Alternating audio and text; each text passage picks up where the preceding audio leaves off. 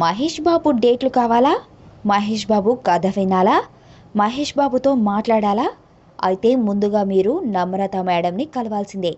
ఆవిడ పర్మిషన్ తీసుకోవాల్సిందే. ప్రస్తుతం టాలీవుడ్లో వినిపిస్తున్న మాట ఇదే. మహేష్పై నమ్రత ప్రాబల్యం ఎంత ఉందో చెప్పడానికి ఇదే నిదర్శనం.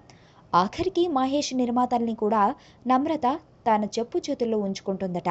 సెట్లో నమ్రత హవా చూసి దర్శక నిర్మాతలు సైతం అవాక్కవుతున్నారని, నమ్రతకు ఎదురు చెప్పలేక, నమ్రత డిమాండ్లు తట్టుకోలేక అడకత్తెరలో పోకచెక్కగా మిగిలిపోయారని టాక్.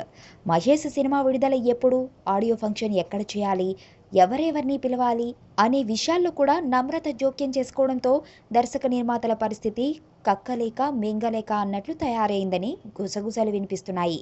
ఇదివరకు మహేష్ కాస్ట్యూమ్స్ విషయంలోనే నమ్రత జోక్యం చేసుకునేదని, ఇప్పుడు అలా కాదని మహేష్ సినిమాకి సంబంధించిన సమస్తం ఆమె చెప్పు చేతల్లోనే నడవాలని మహేష్తో సినిమాలు తీస్తున్న నిర్మాతలు చెవులు కొరుక్కుంటున్నారు. బ్రహ్మోత్సవం విషయంలోనూ అదే సీన్ రిపీట్ అవుతోందట. ఆడియో ఫంక్షన్ని శిల్పకళా వేదిక నుంచి జేఆర్సీకి మార్చడం వెనుక కూడా నమ్రత సూచనలు ఉన్నాయని టాక్. ఇవన్నీ తెలిసి కూడా మహేష్ కామ్గా ఉంటున్నాడట.